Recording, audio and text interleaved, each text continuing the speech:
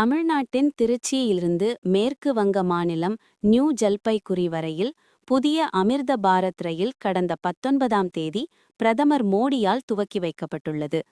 திருச்சியிலிருந்து தஞ்சை, மயிலாடுதுறை வழியாக இந்த ரயில் மேற்கு வங்க மாநிலத்திற்கு செல்கிறது. இதன் மூலம் தமிழ்நாட்டின் கடைக்கோடி பகுதி, வடகிழக்கு பகுதிகளுடன் ரயில் மூலம் நேரடியாக இணைக்கப்படுகிறது. 14 முன்பதிவு இல்லாத ரயில் பெட்டிகளுடன் இயங்கும் இந்த ரயில் மூலம் ஏழை எளிய மக்கள் மிகவும் பயன்பெறுவர்.